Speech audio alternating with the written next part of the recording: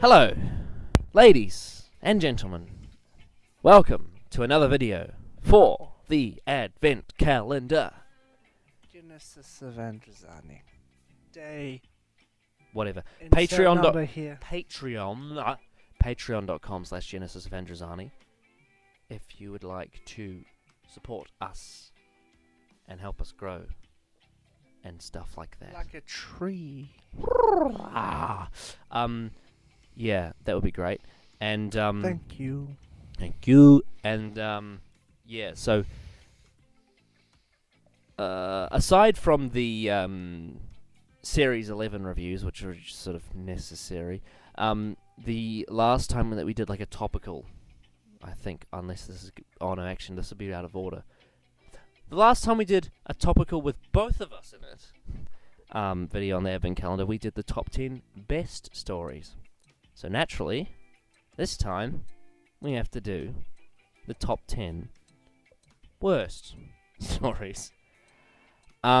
This one's not going to be as accurate, and the reason why is because there's about 66 classic stories I haven't seen. So, About the same for me. and the majority of the stuff that I haven't seen is the less famous stuff. So, there's a likelihood that a lot of it might end up, well, I mean, some of it might end up on this list later. If we eventually get a chance to watch as much as, with recons and stuff as well, a chance to watch all of Classic Who, then we might redo this list. Yeah, but basically right now I'm going to put a list on the screen of the classic stories I have not seen. Wow, look at them all. Yes, there's lots of them. And some of these we will be doing in our worst of series, and we will tackle them eventually. But basically, I can't put a story on the list that I haven't seen, because that would be unfair. Unjust. Yes. So no matter how many bad things I've heard about Time Lash, I can't put it on my list.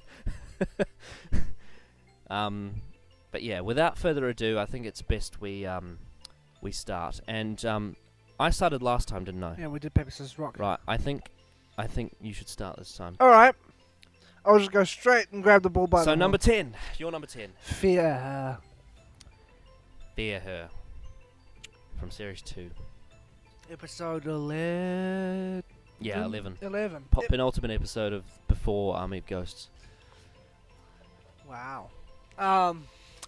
That's not an unpopular opinion. Yeah. Fear Her is second from the bottom on the DWM. It's my That might change Yeah. with the next one, Yes. but we'll see. Yeah. It is my least favourite Tennant story. I would agree with that. It's messy. He doesn't feel like the Doctor. He feels like a cartoon of the Doctor, I suppose. Which He's almost like a caricature of Tom Baker's Doctor in that story. Yep.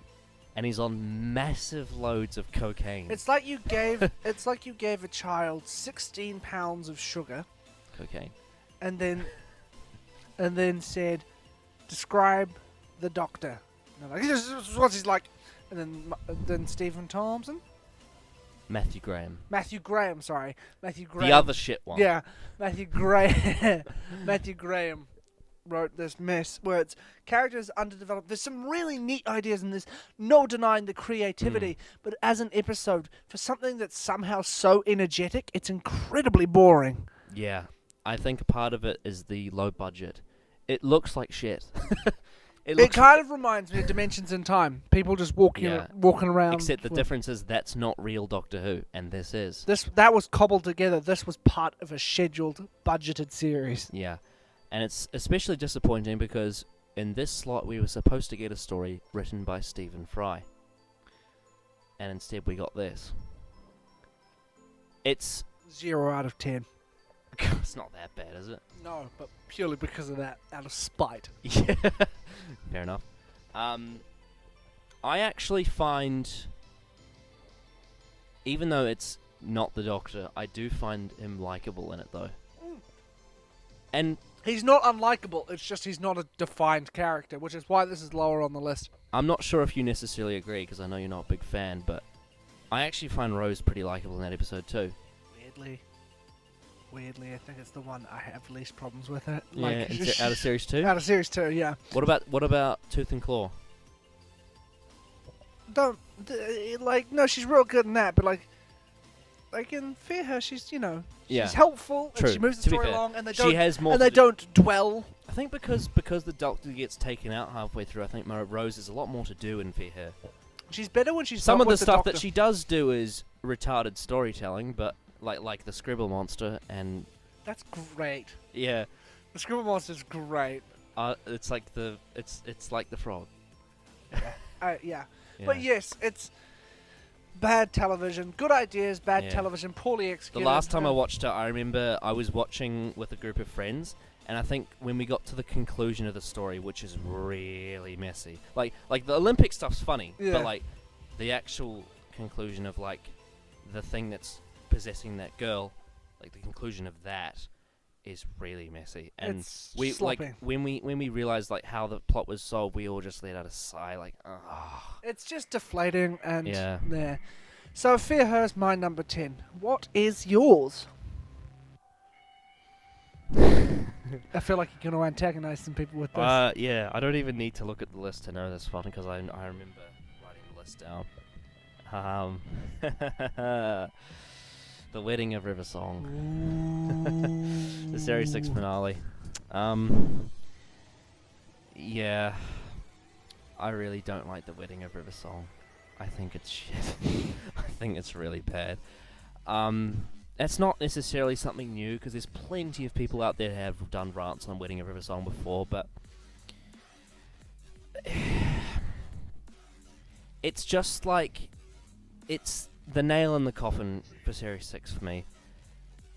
That series is such a fucking mess. It's a shambles. It's ridiculous, and like it's like a lot of people will say, well, even some people that would agree that the Doctor being inside the Tesseract is a cop out. Like the people will see like you can't say that it's one of the worst episodes ever just because of that. Number one, yes, I could, but it's not just that, because that's one part. That's like the pinnacle of the conclusion of the story. Tip of the iceberg. It's the tip of the iceberg. But the problems in the Wedding of River Song are with the entire thing. Why did the Doctor and River Song get married?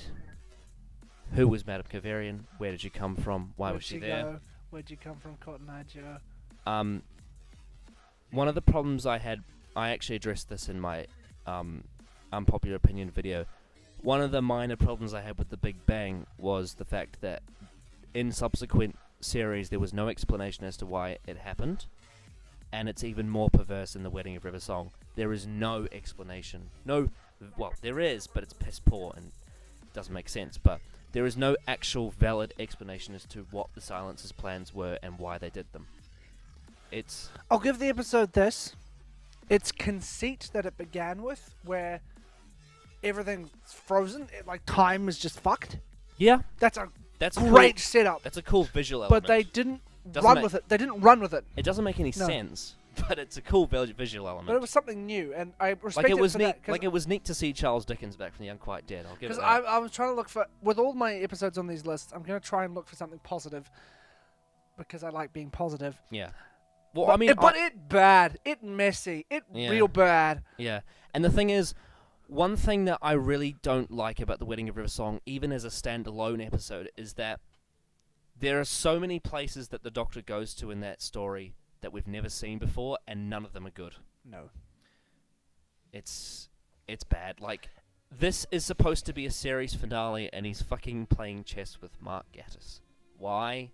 Who knows?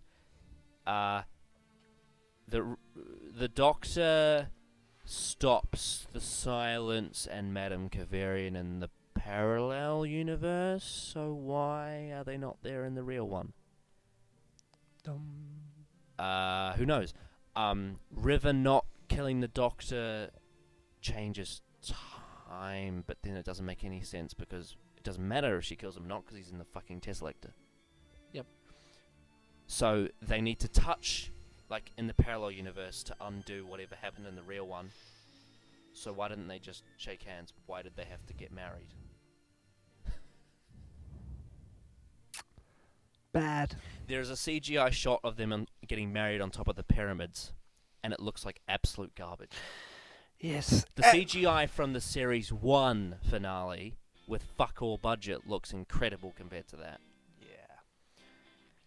It's bad. It's a bad finale. It's a bad episode it's- and an even worse finale. Yeah, I really don't like it, and I'm sure I'll get more into it when we break it down. But Break it down. basically, I don't like Series 6 anyway. So, and because Wedding of River Song is the most Series 6 episode of Series 6, it's kind of inevitable that I'm gonna hate it. Yeah. Um. Weak finale. Weak Yeah. source episode. Now, I'm sure it's possible on the Worst of Classic Who marathon that I may find episodes that I think are worse than Wedding of River Song, and that might knock it off the list. But for now, it's staying. That's fair enough. So what's your number 9? The Dominators. The The only bad Troughton story I've ever seen. I'm sure there are So far. others. Yeah, I'm sure there are There's others. 2 more on the list. Yeah, I am positive there are others, but of the ones that I have seen, or at least can remember seeing, it really boring. It's so dull. It's nothing. It's so nothing. It carries on nothing. It's generic. It's dull. It plods along. The set design is bleh. The costumes are bleh. Direction is bleh. The acting's great, but that's about it. That's purely because the core cast is fantastic. Yeah. That team is just amazing. I love them to bits. Yeah. But really boring episode. It's almost like The Dominators is the opposite of Series 11's episodes. Series 11's episodes have great ideas, but they're in a bad series. Yeah. The Dominators is a shit idea in a great series. Yeah. Yeah.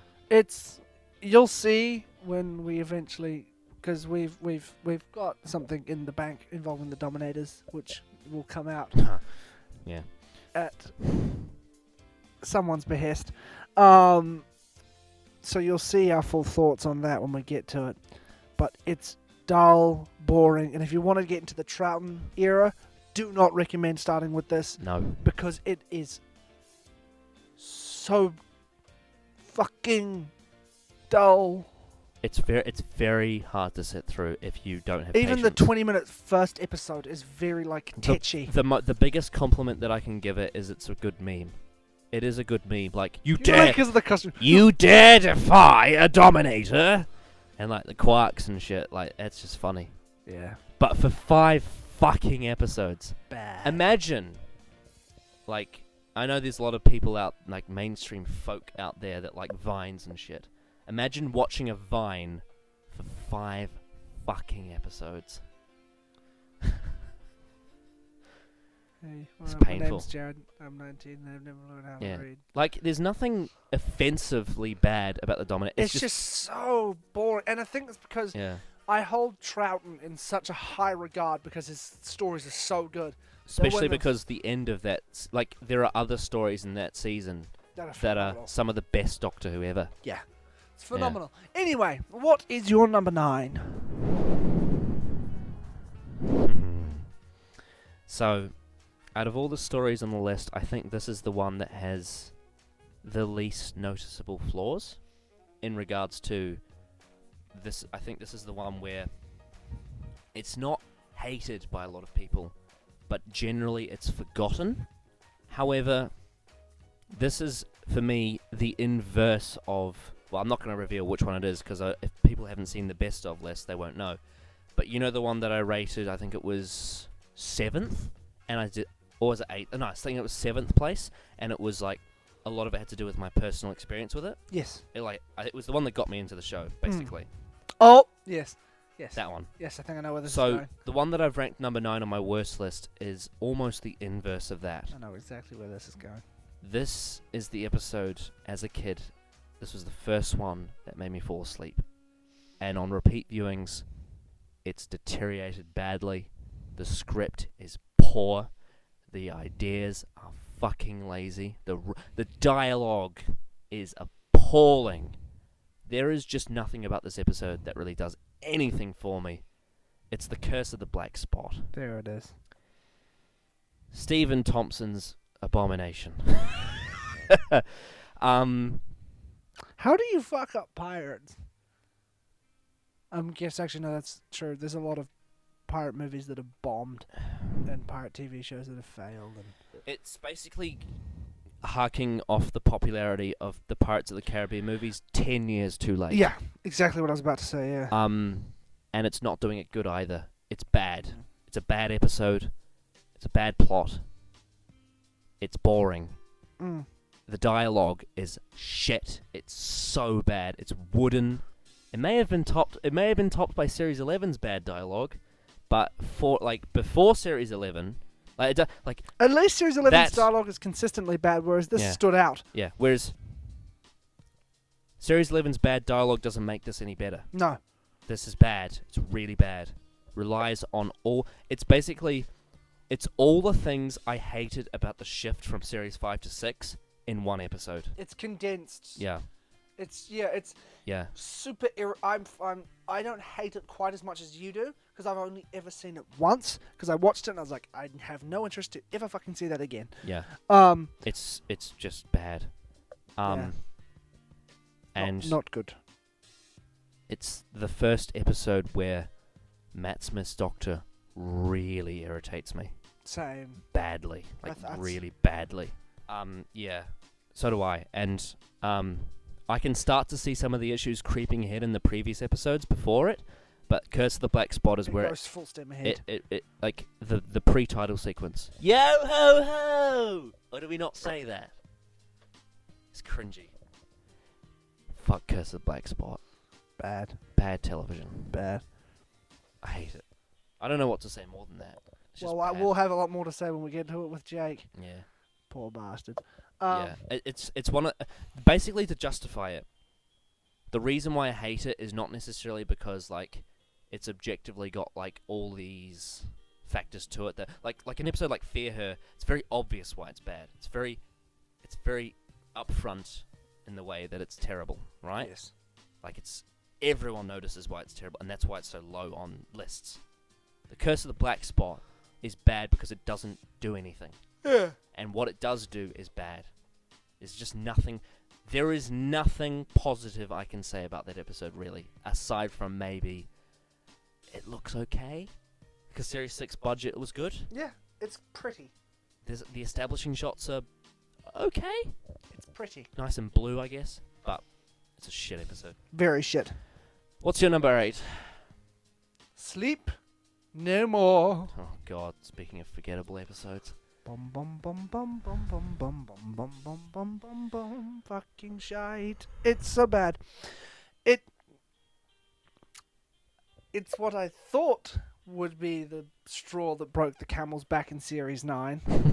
Because there was a lot of, like, up and down in that series. Like, one episode good, one episode bad, one episode good, one episode bad. I was like, I just can't take this. It's like me throwing a punch and then taking a punch and then throwing a punch. I'm just like, this is tiring. I'm sick of it. And then this one came along, which I think is worse than anything that came previously in that series. And and almost everything in the entire new series anyway. Yeah, it was the first episode where me and my parents were just like, we've got nothing really positive to say. They finished the episode. Keep that in mind. But didn't even have a fucking title sequence. No, and it was a creative idea-ish. No, it wasn't. Actually, no. Found footage is overplayed. It's cheap, nasty, and very difficult to do right. It's, my opinion, by far the worst Mark Gatiss episode. Oh, but it's the only Mark Gatiss episode on my list, spoilers. It is by a long shot. And I think the biggest problem is that every other episode he's written, even the ones I don't like, they all have a charm to them. Like but this one is just shallow and a couple creative ideas, but it was just boring, messy, felt cheap. Yeah. Like, I felt cheated watching it. I was like, I want my hour back. That was a waste of my time. Other episodes have made me angry, but none of them made me feel like, what was that? Why? It was more frustrating and confusing than angering, because I was just thinking, that made it to air how? Yeah. It's not anything. It's not entertainment by any means. It's just not good. And I really hated that, because I really like Mark Gatiss a lot. But this was so weak. So weak. And they wasted Rhys Shearsmith, which is a big cardinal sin in my books, because he wrote, other than Doctor Who, the best British TV show, which is Inside Number 9. All of you, go watch it. It's great. What about Mr. Bean? Tied second. Yeah. Followed by Blackadder, then Fawlty Towers tied in third place. Is Thunderbirds British? Yes. 4th. Do you want to do your next one? Because I'll unleash hell upon the world. No, I won't. Wait, hang on. You've finished with Sleep No More. Until we get to it with Jake. Right. My number 8 is The Dominators for the same reasons that you said Fantastic. about it being number 9 on yours. Yeah, it's just bad. It's real bad, and you'll see why when we. And like it's sad that I put it below Curse of the Black Spot, but I had to. Yeah. The only reason why is because it's longer. Yeah. Because at least Curse of the Black Spot's 45 minutes. Whereas this was over an hour and 20. I Yeah. think? Yeah. Yeah, and the only salvageable thing about it is Trout and Jamie and Zoe. Everything else in it is shit. Yeah. It's just a bad episode. Real bad. It's like the vanilla definition of bad Doctor Who. You know? It's so shallow. Yeah. All right. Have you got anything else to say? No. Cool. No. Number 7 for me. The Arc of Infinity. Ooh, this is a personal beef you got this against this one, eh? Because I'd only seen the first 2 episodes, which are decent, and have Commander Maxwell, who's a great villain, played by the wonderful Colin Baker. I'm big on Gallifrey. I think it's one of the most interesting science fiction planets ever invented. Yeah. It's fucking cool. And even bad or boring Time Lord stories, I'm still interested in because I love Gallifrey and I love the Time Lords so much. And by that token, I'm fascinated with their history.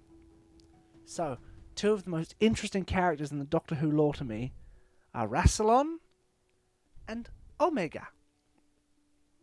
Omega, who in the 3 Doctors was fucking cool, and I was like, this is... 3 Doctors was, spoilers, on your honourable mentions for best. It was my number 10 until Turn Left popped into my head and plugged it down, and then Gridlock. Yeah, but you've watched the video, you'll see. But I love the 3 Doctors primarily because of Omega. And that's a big thing because John Pertwee and Patrick Troughton and William Hartnell are in that story. Yeah, and they're not my favourite thing about it. Omega is. I love Omega, and I love little tidbits about Gallifreyan lore. Then they come and bring him back and make him fucking useless, and they do nothing with him except turn him into a Peter Davison stunt double, basically, and then they just get rid of him by fucking shooting him. It is an insult. Fucking terrible. Oh, it boiled my blood. It was a runaround, a 20-minute runaround where they could have done so much. They could have done a political intrigue episode. And yes, the budget was clearly low because they'd blown it all on going to fucking Amsterdam. And they focused half the story on fucking Tegan Javanka! Bad, really bad. I have beef with it because I hate it when they have a good thing and then they bring it back and then they fuck with it. Mm-hmm. It's a big beef with me, especially when it involves Gallifrey, because Gallifrey is a place, even as a kid, because The 5 Doctors was the first DVD I ever rented and then owned of classic Doctor Who. Loved Gallifrey. Interesting. The Trials of Rassilon. Interesting, because my first classic DVD sort of retroactively has to do with Gallifrey. The Time Meddler. Ah! Because the monk is actually a Time Lord. Yes, yeah. And Deadly Assassin is another great. Oh, yes. Gallifrey's so cool. And then they come here and make it... The Gallifrey stuff is interesting. War Games. The best. And then they fuck with it. They fuck it up. They got in there and they made Omega pathetic. And there's a reason why he's never come back is because how do you salvage that? Bad. Really bad. And there's other reasons why, because it's a boring, messy, poorly thought out script. But the biggest slap in the face to me is they took Omega and they butchered him for no other reason than fan service, which wasn't fan service, it was fan... Bait. It was fan mild disgruntlement. Yep, that's a good way to put it. Grr. Before I get too angry. Are you done with Arc of Infinity? Yes. Okay. I'm getting heated. Well, the thing is about some of these episodes, it's like I can sort of talk down to them, but be like reserved about it. The thing about my number 7 is it's an episode. Whenever I read the name, like I get horrible feeling in my stomach. I watched it recently, and it's just I can't express to, like, I know there's a lot of people out there that agree with me on this, but there's also people that disagree, which makes it quite a controversial episode. But like, I cannot state how frustrating I find this episode. My number 7 is Kill the Moon. There it is. It's like, it's when you say that there are Doctor Who episodes that you're scared of, like Midnight, for example, you're scared of the horror of the story. It's spooky. Whereas, like, with Kill the Moon, I'm scared of it because I hate thinking about it. I find it so detestable. It's patronizing. It's not, and look, because people will be like, well, similarly to Wedding of River Song, when I was talking about like the Tesselector, people will say you can't point all the blame at one moment of the episode. But there can be the tip of the bloody iceberg. Like I said, tip of the iceberg of Kill the Moon is the Space Dragon moment, which is completely nonsensical and bullshit. But there are so many aspects to Kill the Moon that I can't handle. I can't do it. It's a very personal thing that a lot of people share this with me as well. Like, if any of you know Stu Bagfield, Kill the Moon's his least favorite episode ever. He hates it, and I would agree. Unlike Curse of the Black Spot, Curse of the Black Spot's dialogue is piss poor because Stephen Thompson doesn't write good dialogue. He writes shit dialogue. With Kill the Moon, the dialogue's not stupid. The dialogue is very forceful. It's one-sided. It's preachy, and to compare to, it's not even necessarily what's being said. It's the way it's being said. Yeah, because unlike other Doctor Who episodes that tackle like political stuff, like especially the Pertwee era is a perfect example.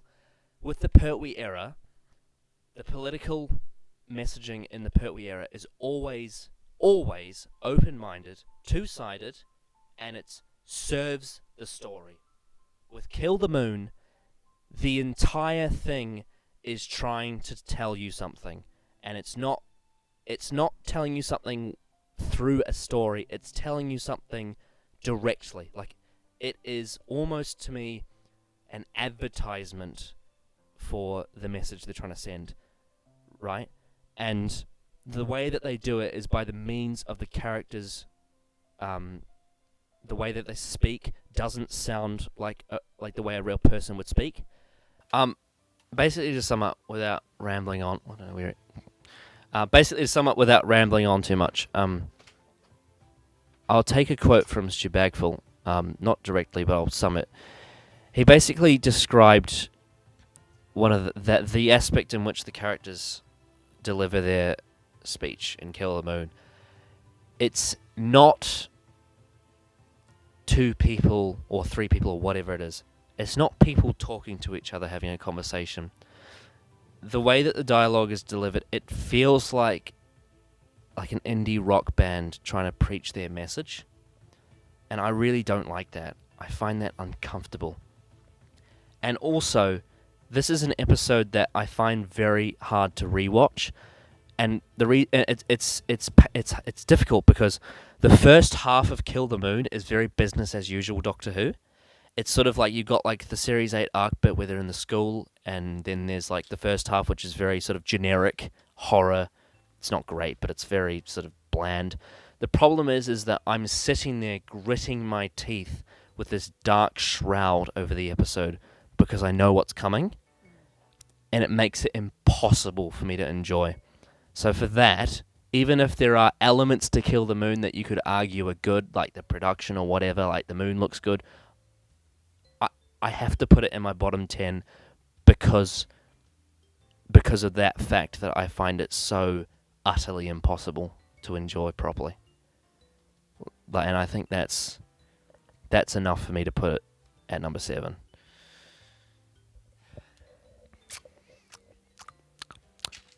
My number 6. Are you sure it's not your number 7? Oh, stay. Yeah. Your number 7 was... Arc of Infinity. Ah, that's right, yeah.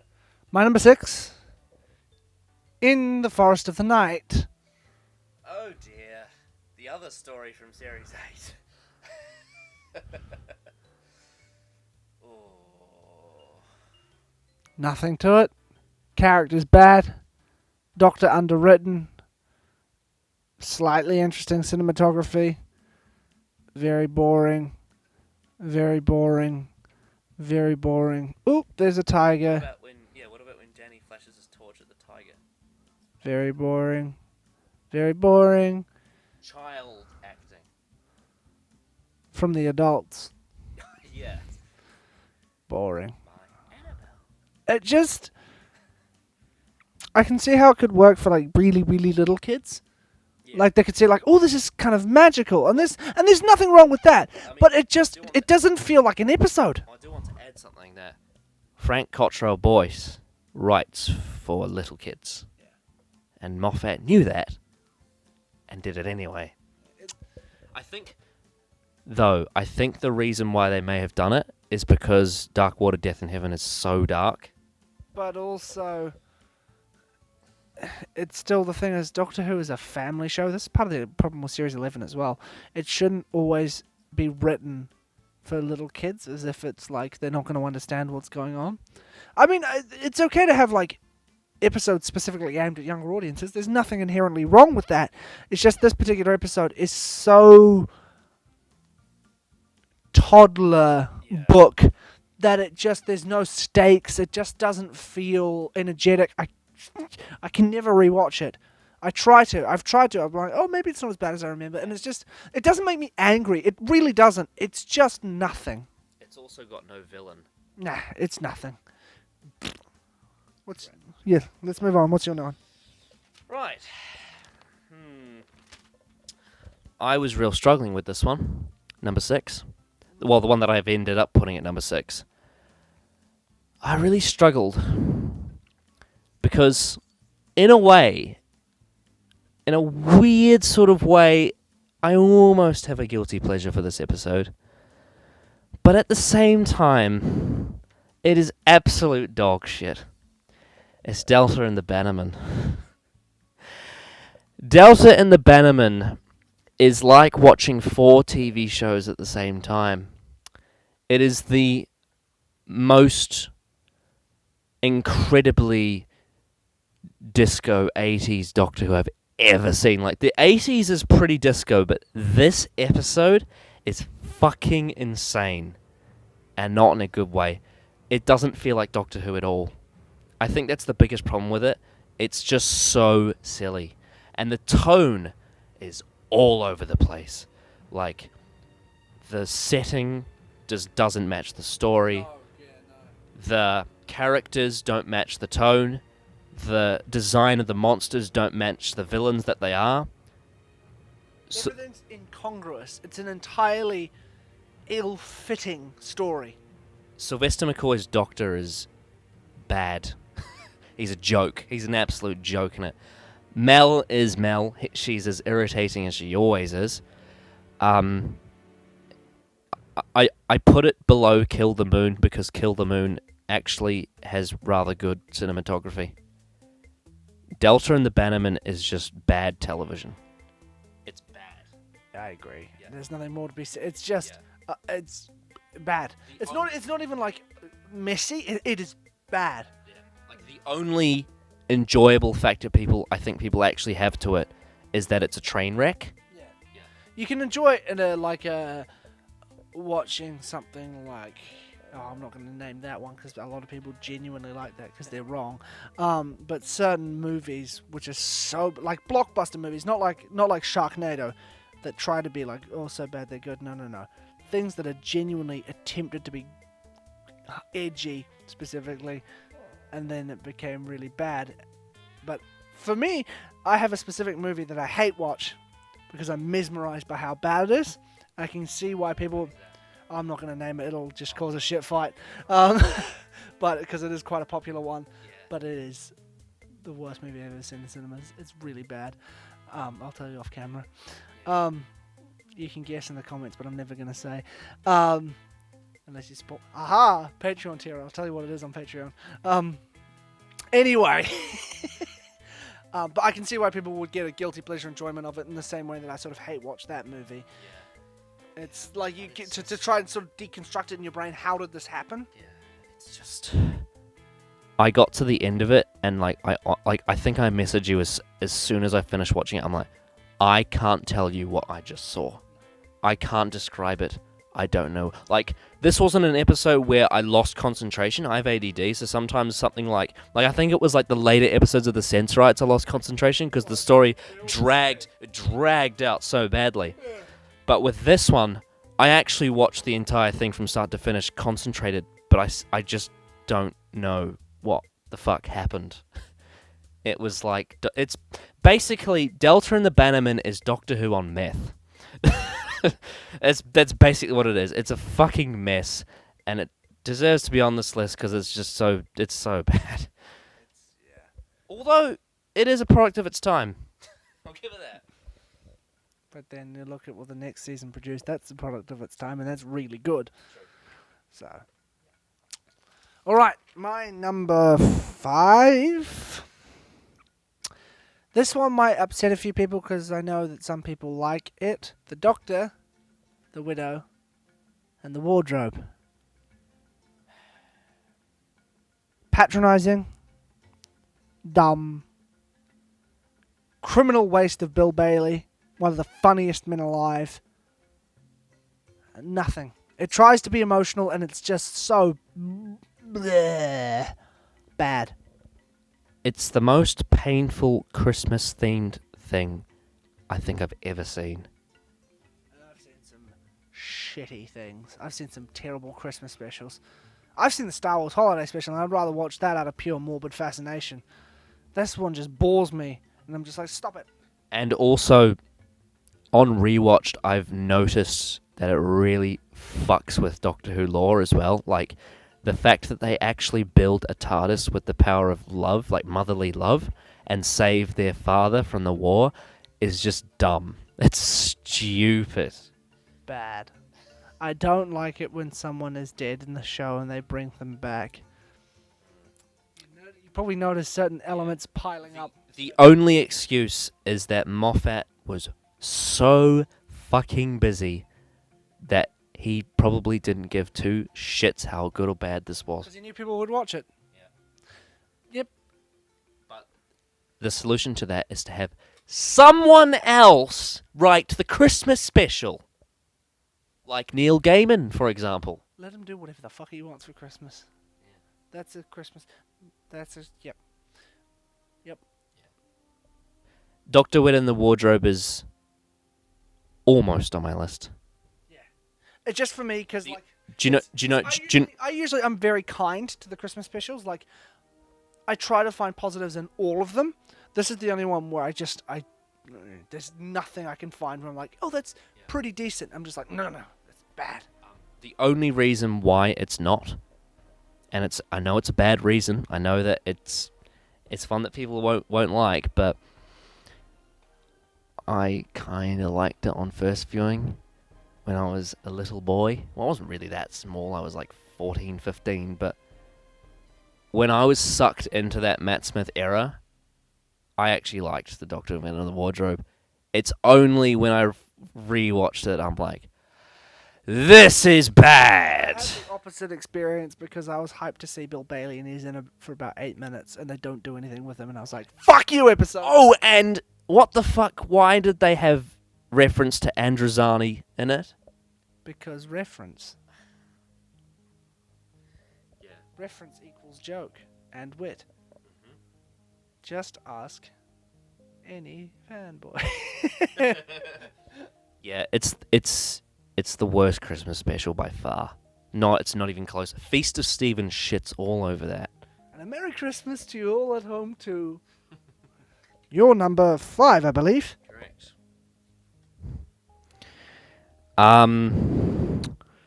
Most of you probably won't have seen this. It's one of the least talked about Doctor Who stories ever.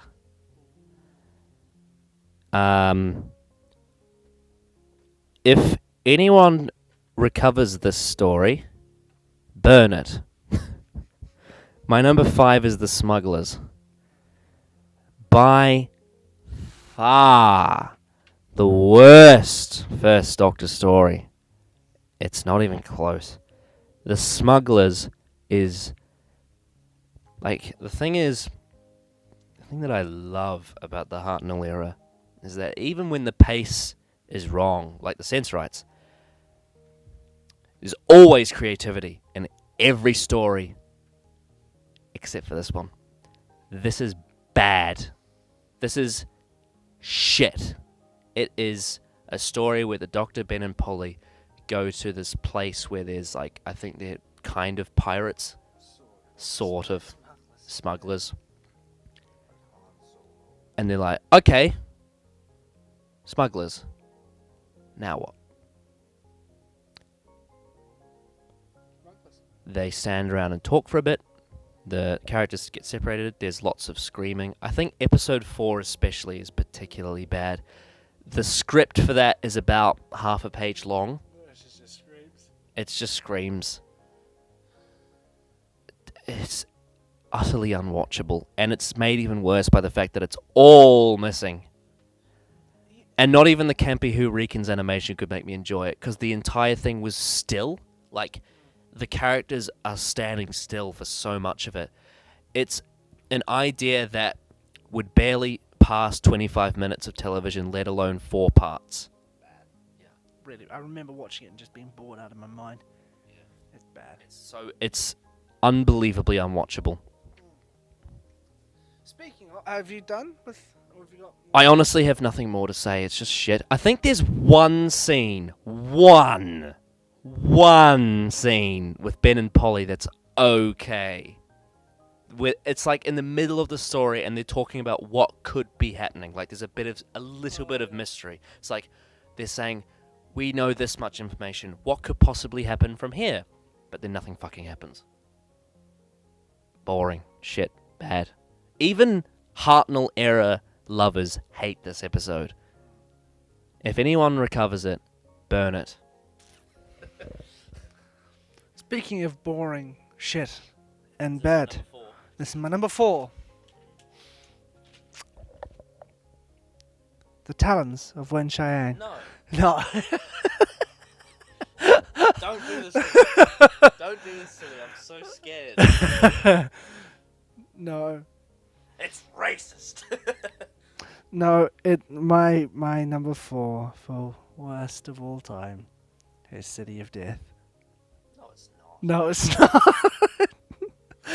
I love both those episodes much more than I care to admit. I just don't want to say the name because it'll make me sad. Warriors of the Deep. What's your number 5? 4. Sleep No More. What's your number 3? I mean, we've already talked about Sleep No More. Yeah, and Warriors of the Deep. We have a lot. We have said a lot, and you will see it. Poo-poo. It's bad. My number 3 is one like you with Delta and the Bannerman. I do have some sort of sordid enjoyment in it, but it's not good. It's poorly written, poorly directed, not poorly acted. The acting's the saving grace. Well, one actor is the saving grace. The Twin Dilemma. Dead last on the DWM. Bad. Very bad. Poorly paced. Dull story.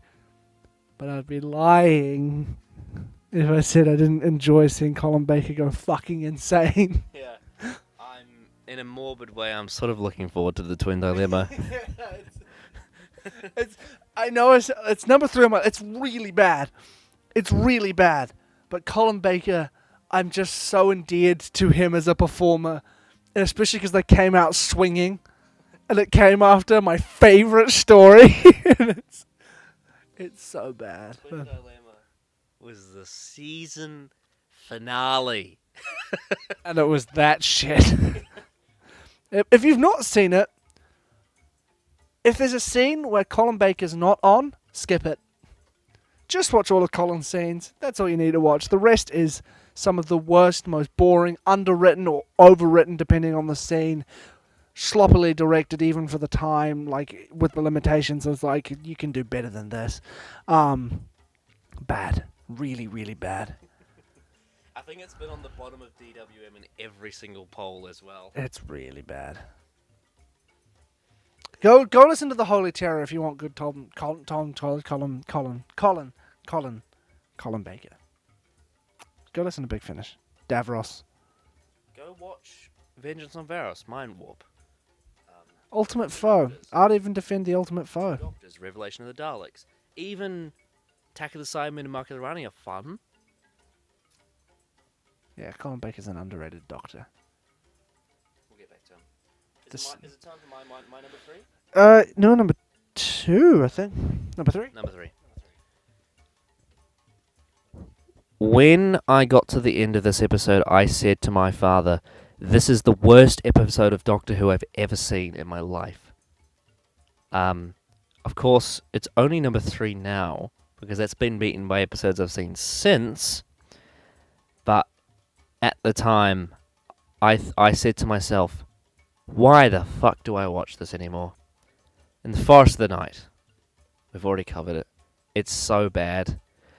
I put it below Sleep No More, because Sleep No More, at the very least, has a villain. A shit one, but it's there.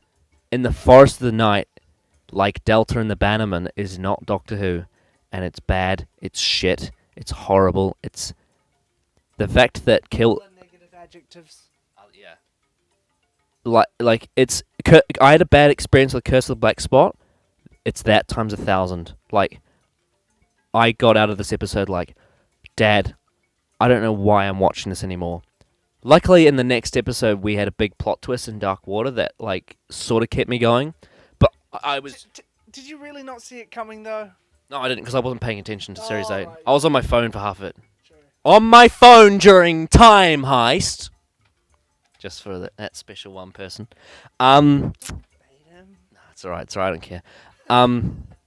Yeah. I basically questioned what the fuck I was doing watching the show anymore after In the Forest of the Night. It was absolute garbage. It still I had is. Experience with another episode on my list, which will...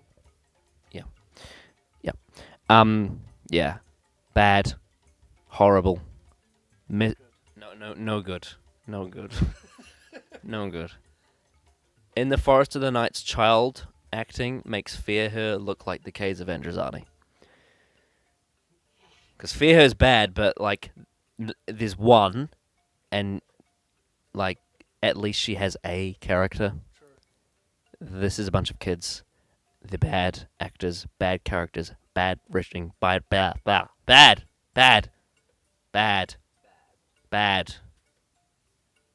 Fuck. You're number 2. My number 2. What could this possibly be? I'm so intrigued. The more I've thought about this, the more it's chewed me up alive on the inside out. It makes my skin crawl thinking about it. And I was fair to it. But I think the rating I gave it was too high. The Saranga Conundrum can go fuck itself. My parents have not watched an episode of Doctor Who since. My parents who have been watching it since the 60s. My parents who love it so much that that wall that you can't see behind the camera is painted like the TARDIS. The reason why we have multiple TARDIS models in our house. We love Doctor Who. My family loves Doctor Who, and the Saranga Conundrum broke that. They've put up with so much other shit, but the Saranga Conundrum, they said, no, we can't do this. It's too bad. It's too shit. So they gave up. I can't say I blame them, because the Saranga Conundrum is an angering, pathetic mess. And it just makes me sad that Chibnall, the showrunner, wrote that in his first season. Fucking abysmal. The more I think about it, the more it's gone from a strong dislike to, I hate using the word, but hatred. I think there's nothing I can think about it where I'm like, oh, that's pretty decent. Everything I think about where I thought of gave it slight positives, down, down, down, down to the negatives. Fuck it. I forgot all about the Shamburger conundrum. Holy shit. It makes sense, though. Like, I was talking before about personal experiences with, like, Curse of the Black Spot and Forest of the Night. It makes sense. The Shamburger conundrum broke your family's Doctor Who love. Tradition. Yeah, tradition. Your dad's watched it since day one. Yeah. Since An Unearthly Child. And this episode, he's like, no, that's it. Yeah. Fuck the Shamburger conundrum. My number 2 is Warriors of the Deep. Yes. For very similar reasons. Maybe not as personal. But basically, the thing is about Warriors of the Deep is I watched that episode wanting to be bored. But for some reason, I was so infuriated at how stagnant it was that I couldn't even be bored of it. It is a pathetic pile of shit. It is, in my opinion, out of all the classic stories, the worst one by far. There is nothing redeemable about it. It is utter bullshit. And I can completely understand why Michael Gray wanted to cancel the show after seeing that shit. It's so bad. It's terrible. It takes everything that people enjoy about Doctor Who and just gone. Silurians are shit in it. The Sea Devils, like, they can't even fucking walk. Classic Who is supposed to have charming production, but this is just poor. Like, it's beyond that. Like, the only redeemable factor, if there is any, is the fact that I can laugh at the Merca. Because the Merca is so shit. It is so, like, primary school play Chinese dragon that you can laugh at it. Yeah, it's not good. Warriors of the Deep is, in my opinion, the worst production of a Doctor Who story ever. Yes, without question. It is horrible, embarrassing to watch. It's not sluggish like the same way that like the Smugglers is or the Dominators, but it is embarrassing. I watched the entire thing saying, start the episode, start the story, and it never began. It's pathetic, it's lazy, dumb, fucking awful. Bad. And I'm worried because I'm worried that something else on the worst list will be worse than it because I don't want it to be. I'm crying for mercy here. Do not be worse than Warriors of the Deep, because Warriors of the Deep is shit in every single way. And it features one of my least favourite Doctors on one of his worst episodes where he's underwritten, poorly written, badly characterised, and boring. Because, like, I can at least find small things to enjoy about Peter Davison in some other episodes, but in this one, he's a nothing character. Tegan, the pathetic thing about Warriors of the Deep is it can't even annoy me with Tegan. Because in other episodes, Tegan's character frustrates me because of the way she's characterized. But in Warriors of the Deep, it can't even do that. It's a nothing episode. Fuck it. Bad. Dishonorable mentions time? Yeah. Should I start or? Yeah. Because I've actually got a list. And you snap if you agree with any of these. Yeah. The Leisure Hive. The Mythmakers. The Savages. Arc of Infinity, already on your list. Dr. Witt in the Wardrobe, already on your list. Asylum of the Daleks. My opinion, the worst Dalek story I've ever seen. It's fucking so bad. I don't get why it's so high on DWM. I don't understand it. Because even from the perspective of Amy and Rory fans, it does a disservice to those characters. Asylum of the Daleks, because I loved the Matt Smith era when I first watched it, because I was wrapped up in it. It's the only, Curse of the Black Spot and Asylum of the Daleks are the only ones that I actually didn't like on first viewing. So that's why I'm so puzzled as to why it's such a popular episode. It's the most overrated piece of garbage that this show's ever produced. Fucking souffles. Dinosaurs in a spaceship. Bollocks. Night Terrors. Bollocks. Victory of the Daleks. First half's enjoyable, but Interesting premise with a terrible it's enjoyable bad Doctor Who. The second half is just bad Doctor Who. The Flash two-parter. I'm surprised it wasn't on your list. No, it's because it was tempting. I wanted to, but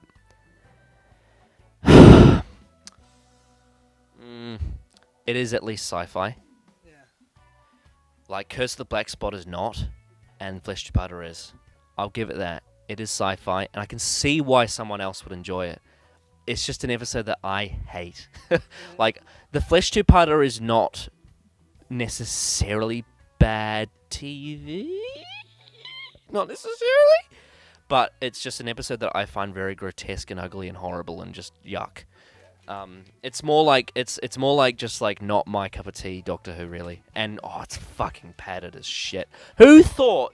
Why did fucking Moffat think it was a good idea to go to the guy who wrote Fear Her, a two-parter? Because he's an ultimate troll. Yeah, fuck that. And the Saranga Conundrum.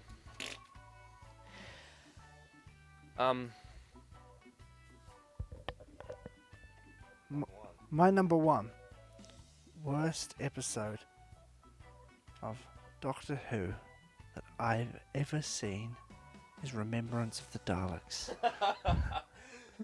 No, I'm kidding. You all know what it is. It's Hellbent. Snap. Where do I begin? It's everything that could have gone wrong in the story, not only from a personal perspective in terms of what I enjoy in the show, but also objectively and subjectively in terms of structure and continuing stories and character motivation. Nothing is right. Nothing is right in that episode. It's all wrong-headed and nasty. But not in a clever way. It is just miserable. Heaven Sent is nasty in a clever way. Hellbent is just disgusting. It's despicable. And there's just... I'm not going to start going fully in detail here, because if you want a little bit more complicated and intricate analysis of this episode from us, go watch our Defending End of Time Against Hellbent video, because it's like an hour long of us talking about these two episodes and ups and downs of both. But again, like we've said with a lot of the new Who ones, we will get to it with Jake. And be ready, because we have a lot to say. It, like the Saranga Conundrum, killed my dad and my mum's enthusiasm for the show. Hellbent made me hate Doctor Who. I thought, what the fuck's the point of me watching? If this is what I'm going to get, why do I invest my time in this show if everything is slapped back at me, right in my face, like a slap in the face? Every element, every story beat, every character beat, everything. The only two positives are Murray Gold's music and Rachel Talalay's narration. That is it. Everything else is shite. Killed my passion for the show, and it took a long time for it to recover. Which is unbelievable, because this show was basically my childhood. And, fuck it. Yeah.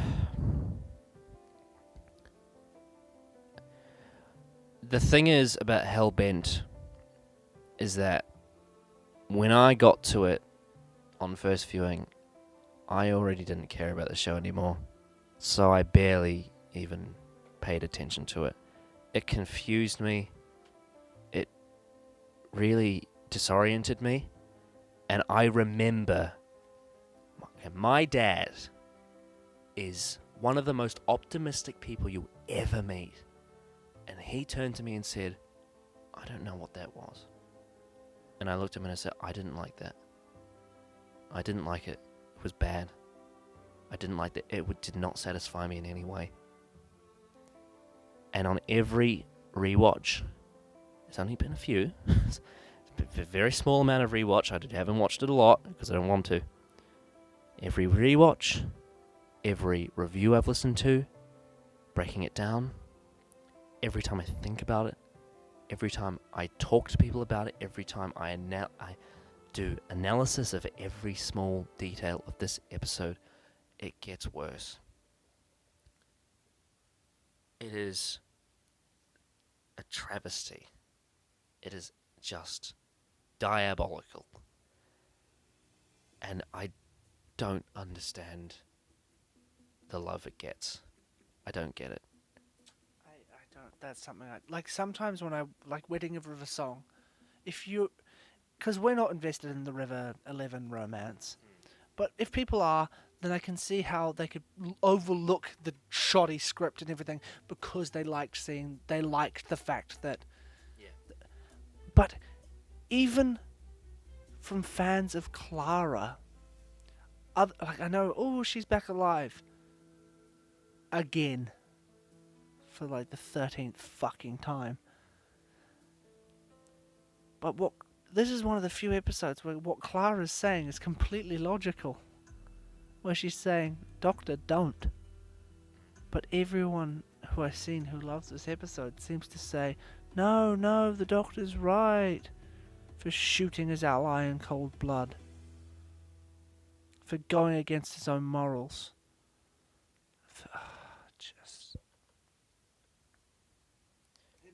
It broke me.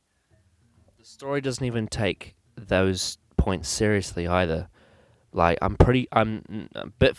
He shoots the general. He says, nobody take a selfie. Or something to that effect.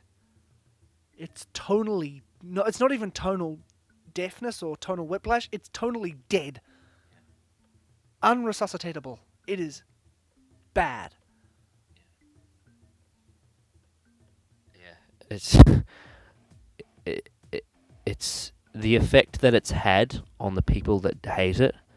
Like, It's profound. it's profound, but it also hasn't stopped. Like, it's so hard to talk about it without getting emotionally distraught.